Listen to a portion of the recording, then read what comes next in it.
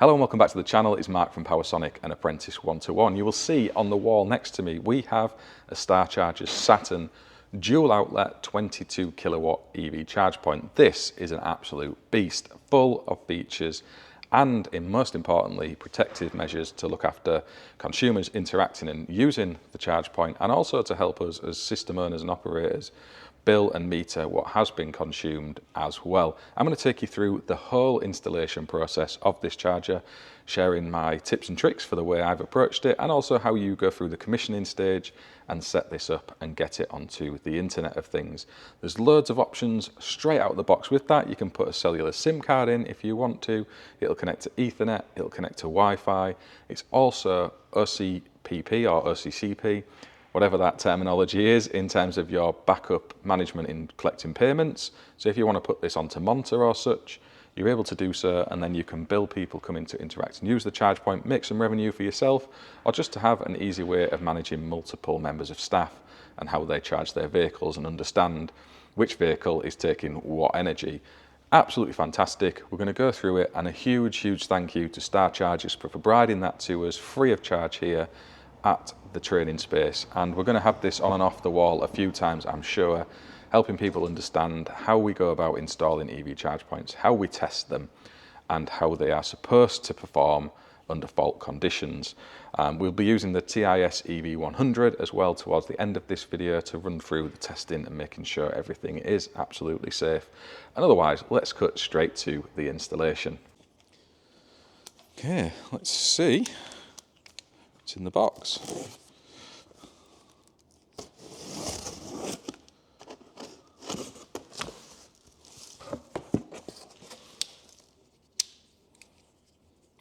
Nice Klein Tools knife, by the way. This is a decent one with a little screwdriver in the end. So a new one's chuck in the kit, and I'm liking it for the minute. Right, let's have a look at this Saturn anyway from Star Chargers, and you can see straight in the top of the box is a nice template. So I like that. There's a QR code on there as well. So scan for configuration, installation instructions and technical support, which it says is available 24/7. And there is a telephone number on there. So that's a good one. We'll pop that to one side. And got lots of secure packaging. A little selection of ferrules and earth crimps. I assume that's what those are for, in there as well. So we'll put them to one side. What else have we got in here? Looks to be a bracket of some description and wall fixings. Yep, so we'll pop them to a side as well. Don't think there's anything else in there of note. So now we've got the charger itself. And again, it's very nicely packaged and protected. So we'll leave that with the front cover on for the time being and just pop that to one side down there on top of the bit that's been lifted out. We've got some of the cards, so the RFID cards, which will activate charge cycles. We've got a certificate as well to say that it's been inspected. And I think that's it. So that's the contents of the box. So I'm going to scan this QR code and see what it comes up with, as most installers would do, because we all read the instructions first and foremost with everything. And it's loading those up right now, so we can see what we need to be doing. So we've got the user manual, we've got the commissioning manual, the technical manual, and the statement of compliance, and some installation guidance. I think we'll start with that one. Let's have a look. And it's opening up a video. That's useful. So there's actual video instruction of how to install it. So if you are on site and you're struggling, wondering how this actually goes together because you've not read the manual before you start the install, you can see we've got that in there. Actually, I can open this phone out and we might be able to see it now a little bit bigger on the screen. But it's taking you through the whole installation process, everything you need to do, from fitting your expansion bolts to hang it on the wall, hanging the charger up. Give it a little fast forward. I'm not going to make you sit and watch this all the way through the video, but that's really good that they've got all of that covered off in the actual QR code. So if you do need to reference back to something, you can do, the technical manual. We'll have a look at that. Download. And you can see that's got the data sheet in there and the installation instructions, which tells you how to go about installing this and all of the conformities that we need in terms of protective devices that are in it, and how you go about commissioning and such. So I'm going to get on with actually installing this now rather than just showing you the manuals and the app, and we'll pop this on the wall, maybe do a little time lapse and voice it over and drop in here and there with a few tips that I've observed through the course of fitting this. But out the box it looks pretty straightforward, to be honest with you, and I'm sure much of the complexities will come, as always, in commissioning and setting up these charge points. You know, we've done lots and lots of different brands on the channel before, and we'll see how this one compares through the course of the video.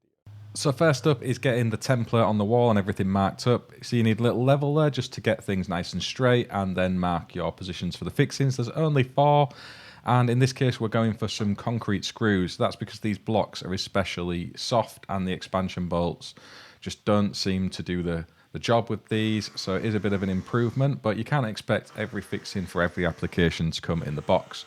And we're often faced with this out on site when we're installing PV and EV, so make sure you've got a good selection of fixings. You can see me just making sure I'm getting the suitable length, because I've got a few of these concrete anchors and I don't want to end up with the ends sticking through next door. And there's just the 2 on the top where you need to leave a little bit protruding to hang the charger up on, and then the bracket goes on the bottom. It then just drops on. It is really simple. You will have seen me just assembling that up here now. It does come with some expansion bolts that you can use in certain wall constructions, but we know from stuff we've been hanging up in the training space before, these blocks don't like them. They're a little bit soft and they just kind of play apart. So we've used some concrete anchors and some chem fixing in the back of it, so once they're screwed in, they're going absolutely nowhere. And yeah, it's just a bit more of a more solid fixing back. So important to note that they're giving you some good fixings, but obviously they're not going to be suitable for every wall surface or pedestal you're going to mount this onto, so you need to factor that in with your design in terms of fixing. Now that is securely back. The screws that come with it, they kind of sit forward from the wall for the top to lock down onto, so there's some little mouldings in the back here and they just sit onto those. It's absolutely rock solid, back tight to the wall. The bracket on the bottom just kind of sits forward and you can see there's some fixing holes in there, and these screws that I'm going to pop in a minute, I'll let you watch me do that, fasten it back to the wall so it can't move anywhere at all. After we've got to that stage, we can take the front wiring compartment off and start to have a look at getting some cables in here as well. So you can see the fixings that go in the bottom here. That's to secure it onto the bracket and stop it from being taken away. These are hex heads, so you have got an element of security on there as well. There are torque settings for these in the instructions too, so make sure you reference those and tighten them up before leaving the job as complete. This is just a loose fix on the wall for the minute, so I haven't got the torque driver out just yet.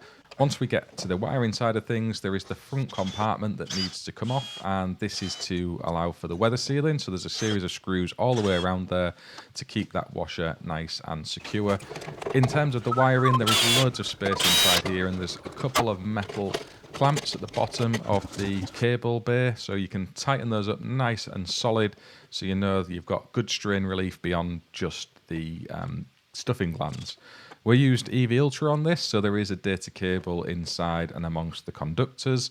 Although it's not really going to be doing anything in this application, it's there if it's needed. And as I said, there is 2 cable entries for this particular charger, because you need to bring a circuit down for each one of the outlets.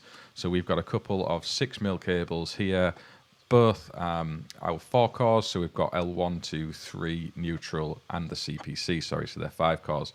And they're going to go into the 61008 RCDs, which are inside this little chamber, and there's plenty of wiring room. I try to leave the cables a reasonable length, so there's an opportunity for someone to rework them should they need to.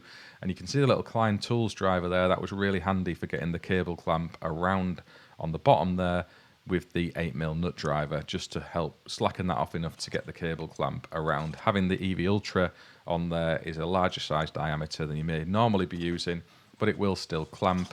And I'm using my combi drill driver onto number 1 here just to fasten them up. It's a real loose fit, so there's nothing like enough torque on there beyond the rating that you need. I think it's 1.5 1.4 to 1.6 Newton meters for these particular overcurrent protected devices. So again, go over them with your torque driver at the end and make sure you're getting those set where they're needed. Another point of note with this, and this is just something I do, whether you want to do it or not is entirely your call, but I rotate L1 and L2 round from the charge point on each side. So on the right hand side we've got L1, 2 and 3 in the traditional order, and on the left hand side I've spun L1 and L2 around.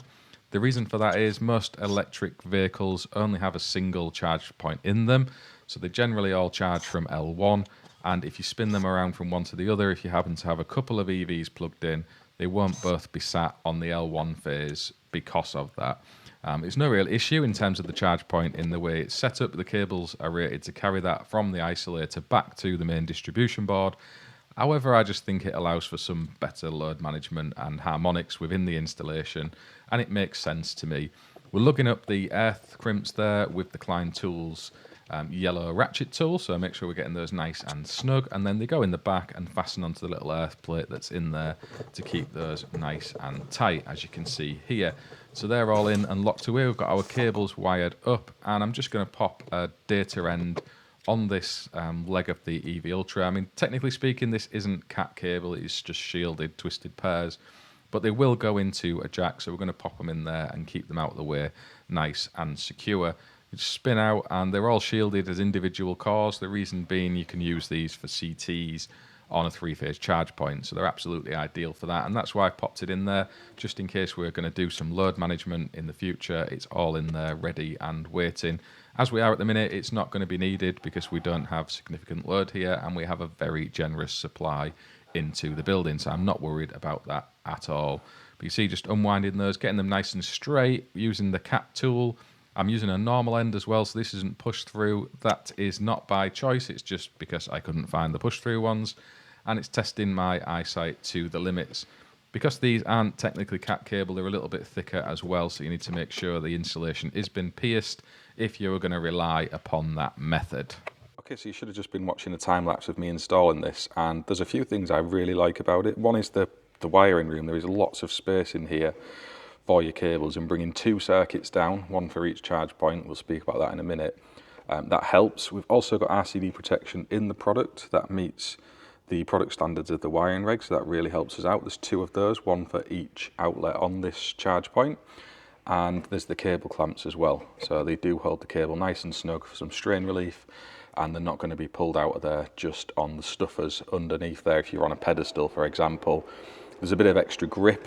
I've also got our data cable in over this side, ports in that back corner, anti-tamper button here, and it just feels really well built.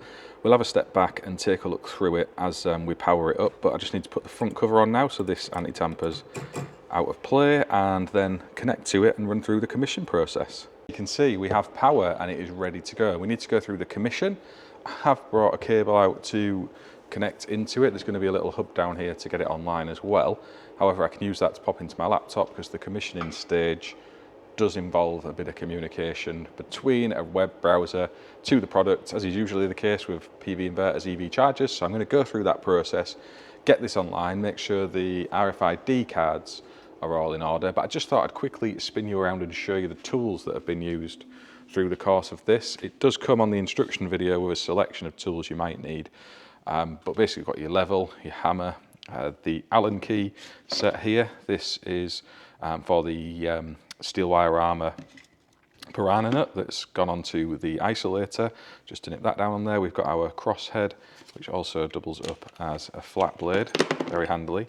Our impact driver, SDS, combi bit, just for when you're talking down your terminals. And a note on that, when we were going through the video on any of the terminals, it was set to torque 1, which is way under the actual torque value of the overcurrent protected devices and such, and they have all been torqued down appropriately with the right tool. We've got our snips, 2 different sets, small and large. We've got some water pump pliers, so we can tighten up any of the glands and stuffers and such. Obviously the PPE, e-defenders, eyes, gloves, all the rest of that. Voltage indicators for going off, carrying out the isolations that we've been doing, and then this Hoover, which is something the plumbers have taught me about. Apparently we should be doing it, so I've started using one of those as well. And yeah, that's the bit. The template underneath there, really handy with a QR code on it, as I've shown you. That's a nice touch, all on top of the box, so you really can't go wrong as long as you do that. And then in here, this is the newest addition from Klein Tools. These are these little micro bits.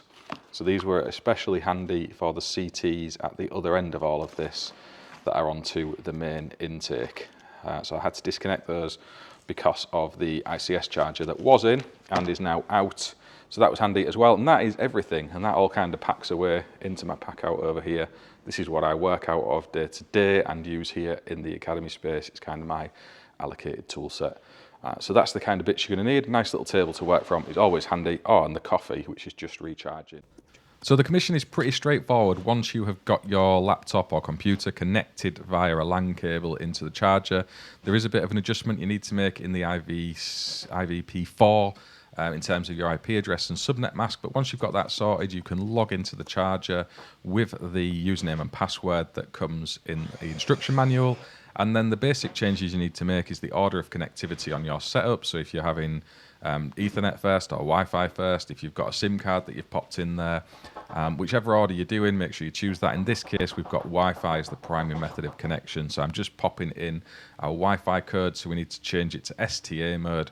Make sure we enable DCHP and put the SID address for the local Wi-Fi network and its password into the charge point, and then save those in to the charge point and reboot the network after you've done that. It will take you back to the main login page at that stage, where you can then re-enter your username and password to gain access to the charge point. And then really the only other changes you need to make if you're after a basic setup as we've got here is to enable those cards. So the RFID cards, make sure you pop the IDs in and you put it on free vend when they are in use. If you want, all of the settings for back-end payment systems are available within this little suite, so you can put all that data in, get all of that set up, and away you go. Here you can see me just checking that we have 3 phases present on the right hand side output, and then we're going to jump across to the left hand side one in just a second. So you should have just seen me initiating charge points on each side of this. Obviously we've been through the full test process. I'm not going to swing it into a fault state now because it will trip the RCDs inside of it and they're going to need resetting. Just a point of note on this one, it is a training environment, so we do have a unique setup in terms of supply circuit down to here, also carrying RCD protection, and that's just because trainees might be interacting with the AC isolator that's to the side of this, or some of the circuitry leading up to it, depending on what we're doing. So we do have that just for extra safety in each part of the circuit. It's not necessary because these have RCD protection built into them. Is all you need to remember is that your cable feeding down here, you need 1 per charge point, and you'll need your overcurrent protection to be taken care of in part of that. This has absolutely everything else baked into it in ways that meet the intent of our wiring regulations and the product and wiring standards alongside them. It's a really simple piece of kit to install, 4 screws into the wall, and then just your usual terminations. And as you've seen earlier on in this video, dead straightforward. There is nothing complicated about that. The commissioning, you do need to have a bit of IT skills about you because you need to log into this via a LAN cable, as I've shown you in this video as well. Once you've got that set up and followed the instructions in terms of the IVP4, make sure you put your IP address and subnet mask in.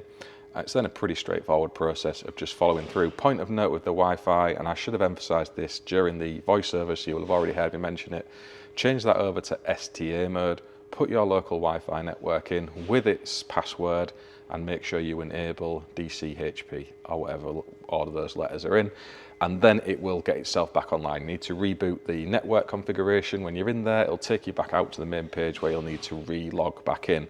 And once you've done that, it should be online. As we are here, we're happy for it to be free vend. It's just people coming along to take advantage of that generous provision from ourselves here as part of what we're doing. And yeah, you can see at the minute, the TIS EV100 has tricked the charge point into believing that there is a vehicle connected to it, but obviously there's no current flow. It's just sat there illustrating the point. If I turn that back to state A, it releases the charging point and it thinks there's now no vehicle on charge or connected, and we can remove our lead. And that is that bit all done. I'll take you in a bit closer. We'll have a zoom around the product and speak a little bit more about its features. Okay, you will see on the side there is metering, which tells you the power that's available, so the voltage across each phase, any current that's been drawn, and any power that's been consumed. You've then got a QR code, which will give you access to the Star Charge details, and it's got its data sheet basically on the side, for want of a better phrase. It tells you the name of the product, its model number, the fact that it's 3-phase, its rated output, so there's these 2 connection points which are both 32 amps, it's a type 2 connector, and it is a 22 kilowatt rated charge point. We've also got the serial number, another little QR code down the bottom there for the manual.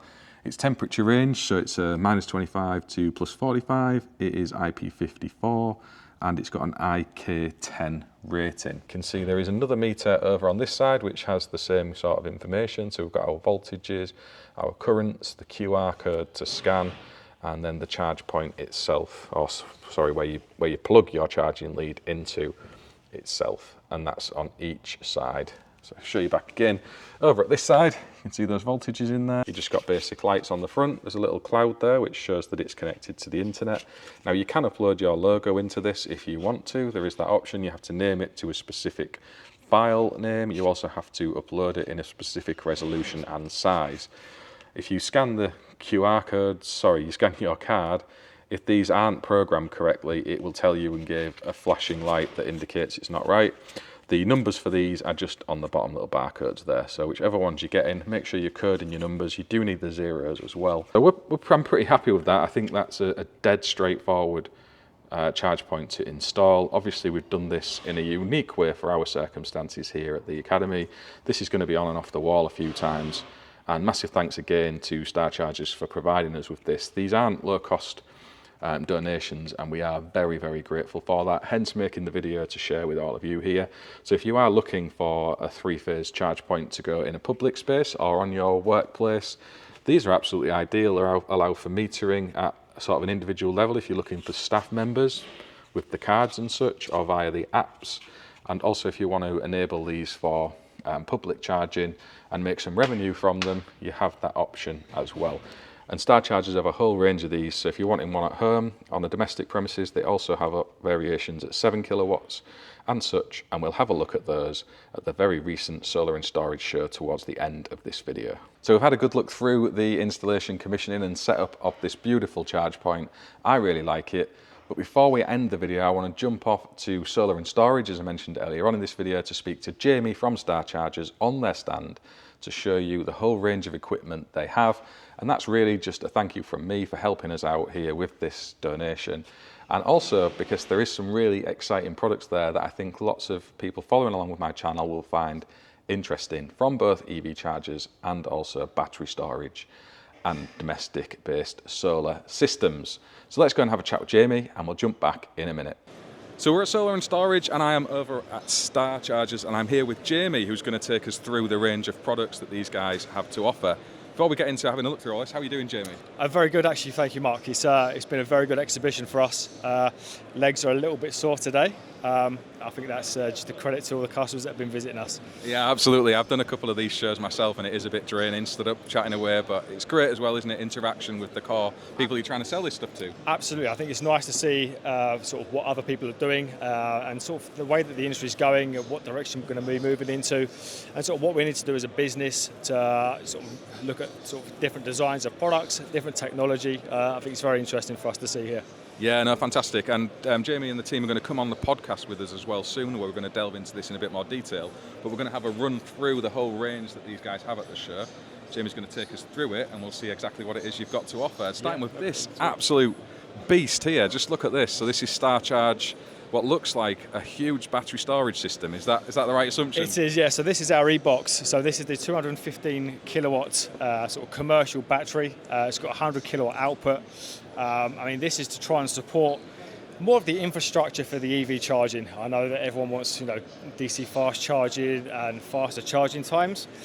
I think with our infrastructure at the moment, I think we need to start supporting it more with larger batteries. I think this does exactly that. You are absolutely spot on there. I mean, the grid of things is not able to roll out what we need in terms of PV and EV for the whole UK, and there has to be elements of this, supporting the towns and cities out there, isn't it? What's the kind of spec are we looking at this then, Jamie? I'll just spin the camera around to have a little look on there, but you can see we've got So this Quite is a range, isn't it? Wow, 200 kilowatt hours. So this is all-in-one. So this will be 215 kilowatts, and it gives you a 100 kilowatt output on this, and this is actually stackable. So this will go up to 1 to 5 megawatts. So you can have these in parallel. So this is very much pitched towards these big public charging. It's the EV bigger, networks. yeah. This is to try and help support the bigger charging networks. Of course, it's I don't know.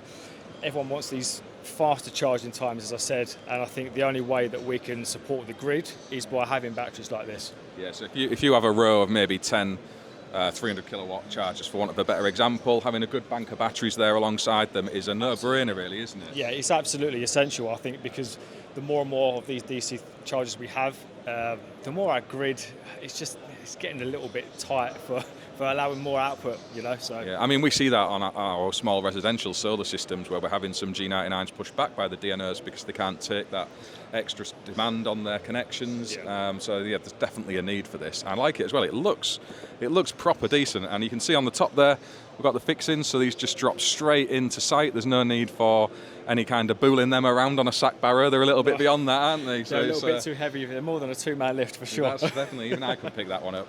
But you've also got a range of equipment that's kind of more regular to us as electricians. Looking at this here, this is an absolute full product, I've got to say. Yeah, so we've got a fantastic range of sort of semi-commercial, commercial and domestic EV chargers. So starting with this is our Saturn. This is our dual 22 kilowatt sort of socket charger. This has been very, very popular because this will actually give you 22 kilowatts per socket, and it also comes with sort of the Wi-Fi, Bluetooth, 4G. It's also got space on the bottom of our pole for our payment terminal, so it'll be either the Pater Apollo or the P66. This is sort of for your semi sort of commercial sort of parking lot environments. Yeah, I mean, we've done a few of these in our local town actually, where there's just an industrial car park with a little cafe on there. We've got a row of 22 kilowatt chargers and a payment kiosk. The principle, I like that it is untethered as well. So there, see there on the side, we've got the different outputs there on this side, all metered, QR codes to scan, and it just looks really nice. I've got to say, there's lots of options in the EV charging space that are out there on the market, but this, it really does look the business. We try to keep it as sort of smart and aesthetically pleasing as possible. I know, trying to keep a charger to match everyone's sort of surrounding is difficult because of different buildings of different colours and shapes and sizes. We try to keep it as neutral as possible. Yeah, and you will have seen us installing this earlier on in this video as well. So we've got this on the Academy that we've kindly been provided with by Star Charge. So thank you very much for that one. And if you want to see a technical run through on that, press rewind because you can have a look there. Now this one here, the Artemis 7 kilowatt, this is another different tweak on design. So all these things look nice but different.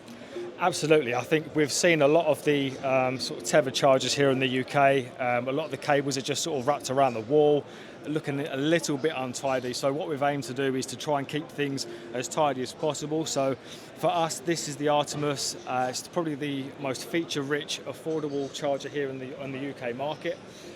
The beauty of this is it comes with Wi-Fi, Bluetooth, 4G.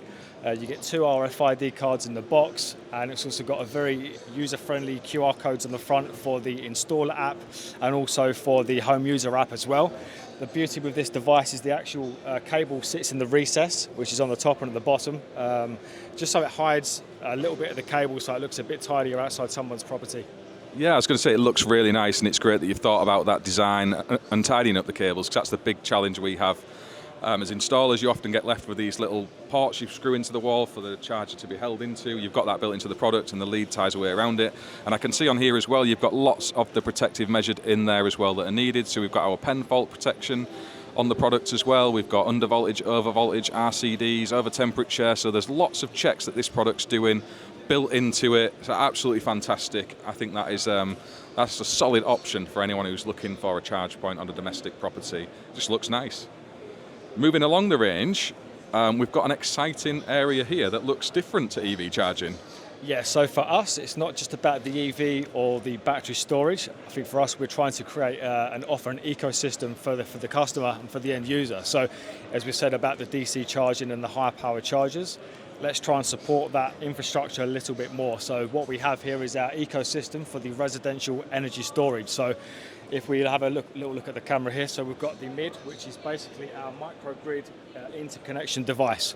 So this basically allows a connection between the grid and the appliances, the EV charger, and also the battery storage. So this just helps you direct where you're going to be sending any of your excess energy, whether you want it to be the grid or back into your charger. So that's like the brains of the system then, isn't it? That's what everyone's looking towards now. So, you know, as time's moving along, we're moving away from bigger batteries and bigger inverters, and it's all about how these things integrate together. So it's good to see you guys are thinking about that in that product. And it looks really nice as well. We try to keep it, as I said, neutral, try to keep everything looking as aesthetic as possible. And it's the same with our other products here. So we've got the Vesta, the hybrid inverter.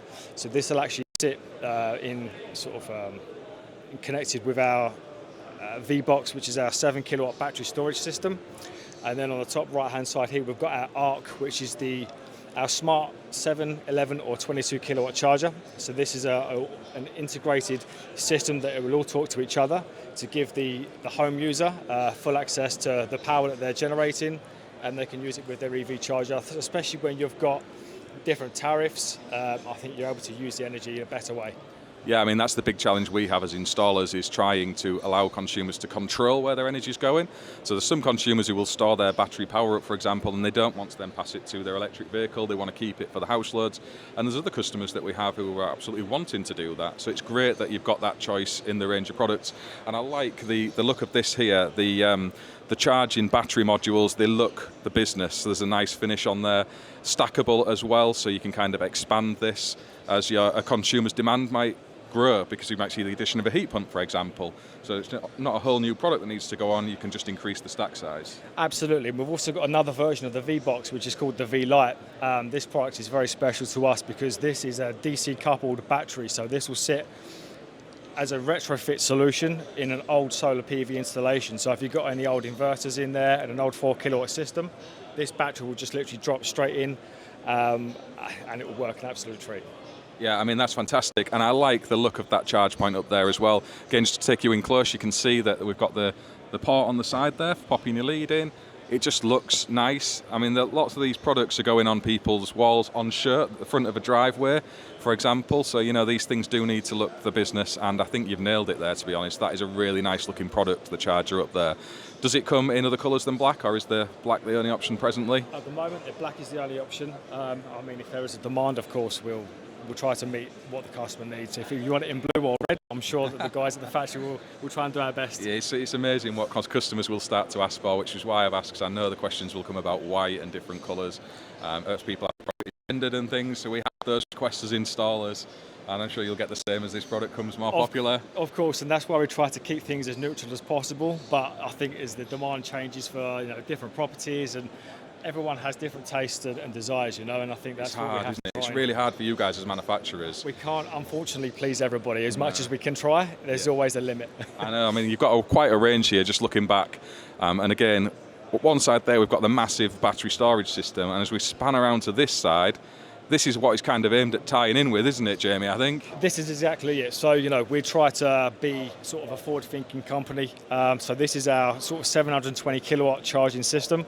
So this is just one of the dispensers. What you'll have is a 720 kilowatt or a 360 kilowatt power cabinet that will actually power up to 6 of these dispensers. Now these dispensers they'll give you 500 amps on each gun. It's got a halo on the top for lighting, and it's also got an integrated payment terminal as well. Yeah, I'm actually familiar with these. I've seen them in my local town, and I thought they look really, really nice. It's good that you've considered lighting, because as an EV driver, one of the things that frustrates me is a lot of the charge points don't have any lighting put up around them. So it's really good that you've put that in the product, because now there's no option for somebody to emit it. It's just there, isn't it? Exactly that, and I think that's come from a lot of the guys here in our business at Star Charge. We actually own EVs, so we have a real hands-on feel of what it's like to be out there trying to charge your car late at night, or if it's in bad weather. We know how difficult sometimes it is to sort of see what you're doing and where things are. So we try to incorporate what we feel is our sort of pain points and trying to make them much better for the future. Yeah, and it looks really nice again. You can see the quality written through all of these products. The whole range, this just looks premium, I've got to say. It just looks really nice. I mean, the chargers that are out there on the market as you drive up and down the motorway do not look as good as that. So you've absolutely nailed it. It's been really good to run through these products with you, Jamie. Thank you very I've much. properly enjoyed it. Thanks for giving us the time to run through that. No problem at And all. as I say, we are going to do an episode on the Renewables podcast with Jamie and possibly his colleague if he's brave enough. And we'll have a chat through things in a bit more detail over on there. Otherwise, let's jump back to the studio. So I hope you found that interesting, having a little chat with Jamie there. Solar and storage was absolutely immense. If you've not seen already, we've got a podcast called the Renewables Podcast. Myself and Sam Featherstone from Over Renewables went to the show, collected a few interviews. It was primarily Sam during that because he was there for the whole 3 days and is an absolute powerhouse. I did a few as well out on the stands while I was there for half a day, so my excuse for not getting as much footage as Sam did. But outside of that, we've got loads of content on there, speaking with manufacturers, industry bodies, other installers, wholesalers, consumers, everything you can imagine to do with renewables. It was 6 months in now, and we're trying to build up that content. So if you are interested in hearing a little bit more about the renewable side of things, go off and check that out. Otherwise, a massive thank you again to Star Chargers, and in particular Jamie. Really good of him to give me his time on the stand and have a chat through the actual range of products. If you've got any questions about this or anything else you'd like to know, please do drop them in the comments. In the description alongside this video, I will leave a link over to the Star Chargers website so you can go off and have a look at the data sheets and also their social handles. So if you want to go and check them out online, you can do so. This gets a massive thumbs up for me. I think it's a great product and we'll certainly be installing more of them in our day job at PowerSonic. So if you're a customer and you're looking for EV charging, this is an absolute rock solid option. So please do get in touch. And it'd be a pleasure to offer a proposal installing a few of these at your premises. Otherwise, thank you very much for watching and we'll see you on the next one.